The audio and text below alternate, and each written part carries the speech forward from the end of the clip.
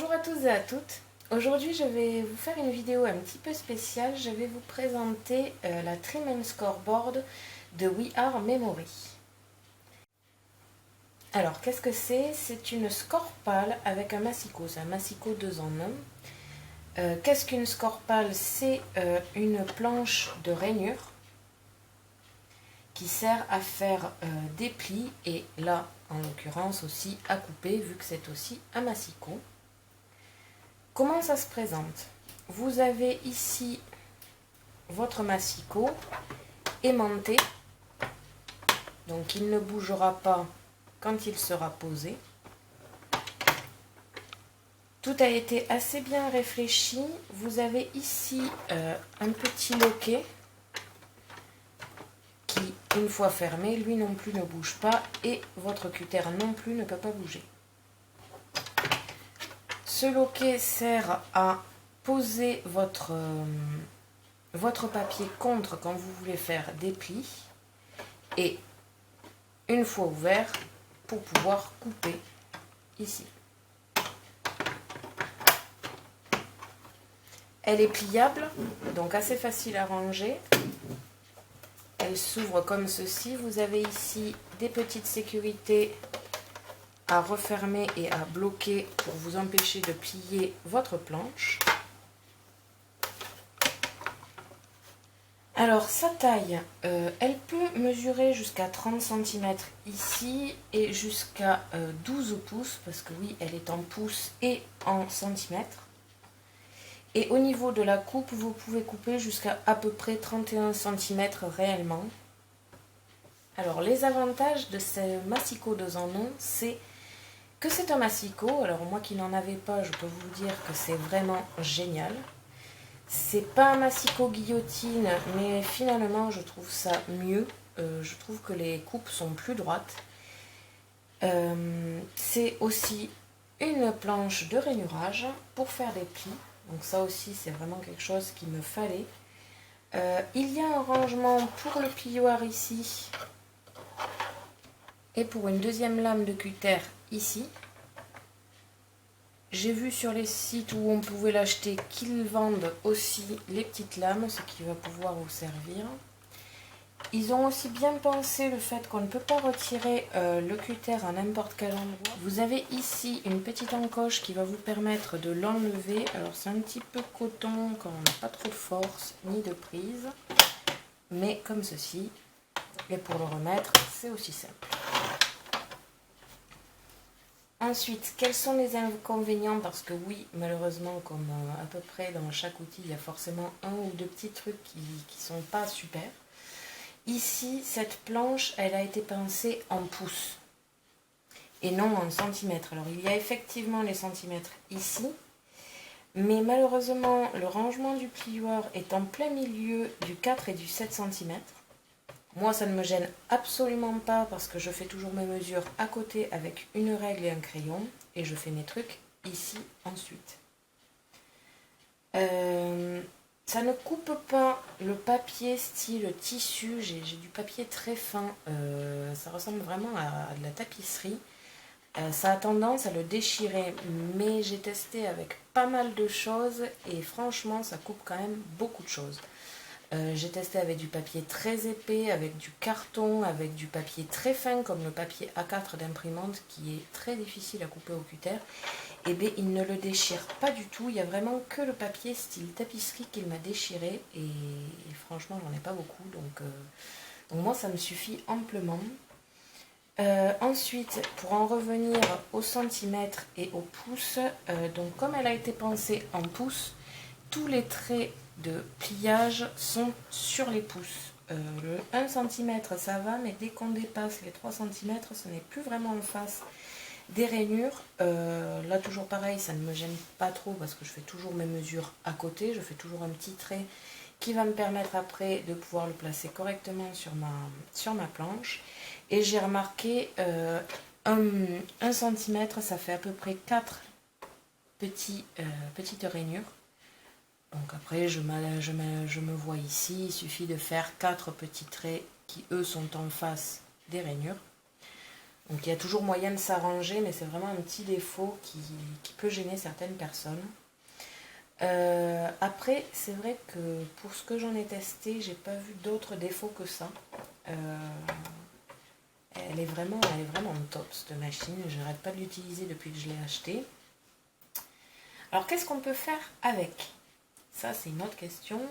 Effectivement, on peut couper et plier, mais à part ça, à quoi ça sert réellement? Et qu'est-ce que l'on va pouvoir faire pour vraiment utiliser la machine à fond?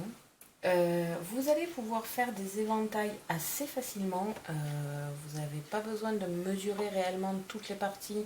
Comme je vous ai dit, il suffit pour 1 cm de calculer 4. Ça tombe toujours sur une rainure en pouces. Donc là aussi, au niveau des repères, c'est assez facile. Vous allez pouvoir faire des rosaces, des boîtes. Alors pour les boîtes, si vous faites des petites languettes, effectivement, là, ça va être un peu plus compliqué de couper. Mais vous pouvez déjà couper un carré autour de la boîte et après faire vos découpes, des languettes et tout ça au ciseau. Et vous allez pouvoir faire vraiment des petits, vraiment tout petits pliages comme pour un cadre par exemple. Je vais en faire un d'ailleurs dans cette vidéo. Je vais vous montrer vraiment comment on peut exploiter cette machine. Pour le prix, c'est environ, selon les magasins, 30 €. Je l'ai acheté 27,10 € chez La Fourmi Créative. J'ai acheté chez eux parce qu'ils n'étaient pas excessifs et que je les connais. Donc forcément, je connais leur temps de livraison. Ils sont toujours très rapides. Donc moi, je l'ai pris là-bas. Au niveau des magasins qui le vendent, je ne l'ai pas trouvé sur tous les magasins que j'utilise. Je l'ai trouvé donc chez La Fourmi Créative, chez Craft Atelier pour environ 20,99 € en ce moment même parce qu'il y a une promo, sinon c'est 30 €. Il y a aussi chez Malinel et c'est tout. Enfin, j'ai trouvé sur d'autres sites, mais ils étaient vraiment beaucoup plus chers, entre 30 et 35 €. Donc je trouve ça un petit peu plus excessif, surtout que je l'ai trouvé pour beaucoup moins cher. Est-ce que ça le vaut? Oui. Ça le vaut amplement parce que pour 30 €, vous aurez un massicot ou une planche de rainurage. Là, pour 30 €, vous avez les deux. Elle découpe très bien et elle plie très bien. Donc oui, ça le vaut vraiment. Je vous conseille vraiment de vous y investir dedans si vous en avez l'utilité. Si vous faites beaucoup de scrapbooking ou de carterie comme moi, je vous le conseille. Voilà, bon, fini les blabla. On va passer à l'utilisation de la machine.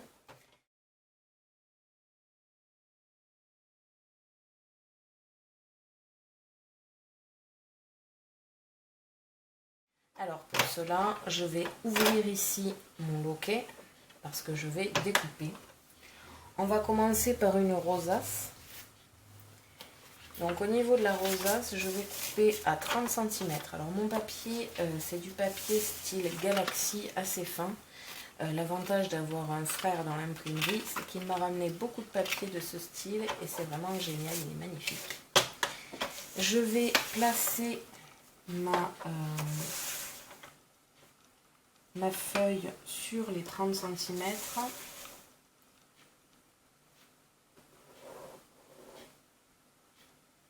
Ici. Vous avez ici une partie relevée pour pouvoir poser votre feuille et qu'elle soit droite. Et avec votre cutter, vous allez remonter et couper comme ceci. Et vous avez votre première partie coupée droite. Je vous conseille d'ailleurs pour l'utilisation de relever le cutter. J'ai essayé dans l'autre sens, alors ça marche pour pratiquement tous les papiers, mais il y a certains papiers assez fins où ça déchire. Alors je ne sais pas pourquoi, vraiment je n'ai pas compris pourquoi, mais je vous conseille d'aller en remontant. Donc pensez à redescendre votre cutter.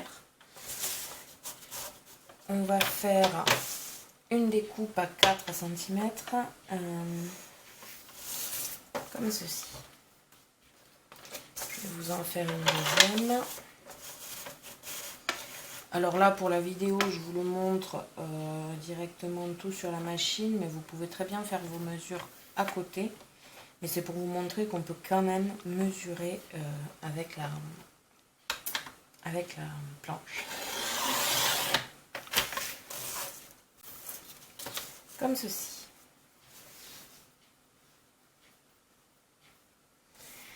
Alors, vous allez ensuite replier cette partie qui va servir à caler votre papier ici pour pouvoir vraiment faire du droit. Prendre le plioir et faire un pli à 1 cm.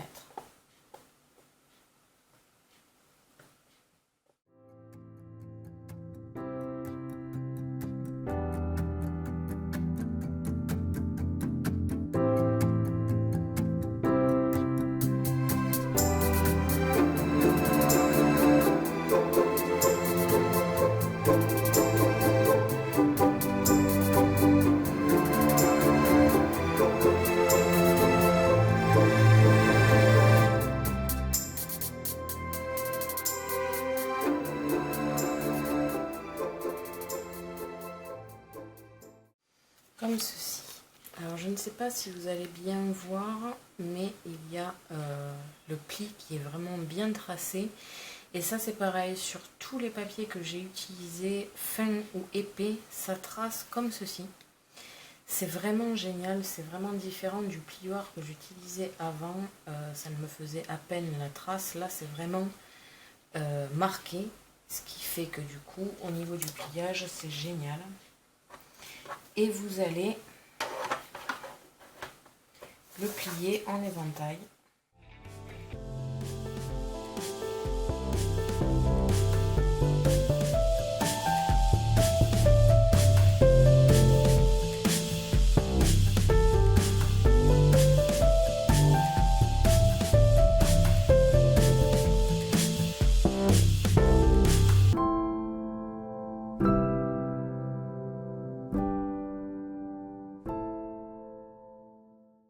J'ai un petit bout qui dépasse de chaque côté. Je prends mes ciseaux et je découpe cette partie. Et vous avez un joli éventail. C'est vraiment, pour faire ça, c'est vraiment génial parce que ça prend beaucoup moins de temps qu'avant. Avant, il fallait faire le trait à 1 cm et faire le trait de chaque pli, et ça pouvait durer assez longtemps, surtout si on utilisait des papiers épais, parce qu'avec le plioir ça marquait pas bien. Avec ça, qu'il soit épais ou fin, ça vous fait le même pliage. Alors vous pouvez en faire un éventail ou une rosace, c'est ce que je vais vous montrer de suite. Il vous suffit tout simplement de trouer cette partie là avec une pique style pique à killing, d'y passer une ficelle à l'intérieur et de coller ces deux parties. Vous pouvez aussi tout simplement coller les deux parties ensemble. Je mets une ficelle moi pour que ce fasse plus joli et que ça tienne mieux le fond. Pour passer, il vous suffit de coller un petit rond dessous et dessus pour stabiliser le tout, et votre rosace est terminée.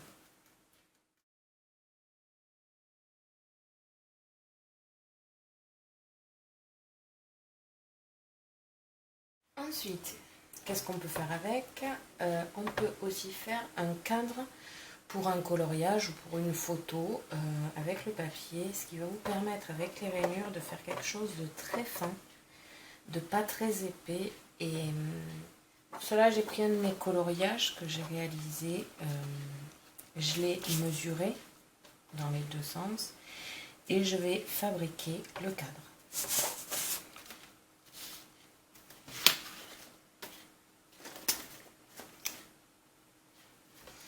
Pour cela, je vais prendre un autre papier que mon frère m'a ramené avec des reflets paillettes blanches, qui fait un peu métallisé aussi. Pour cela, alors le papier qu'il m'a ramené, ce sont des chutes. Le problème étant qu'il y a des petits motifs dessus que je ne veux pas sur mon cadre. Alors, J'ai un côté qui est vraiment très écrit, donc celui-là il sera à l'intérieur, il ne se verra pas. Et le côté le moins écrit, je vais couper la partie qui ne me plaît pas. Alors pour les bandes du cadre, vous allez découper, alors j'ai pris la longueur et la largeur de mon tableau et j'ai rajouté 2 cm. Pour moi, il s'agit de 2 bandes de 33,7 cm sur 5 cm et 2 autres bandes de 25,1 cm sur 5 cm toujours. Vous prenez votre massicot.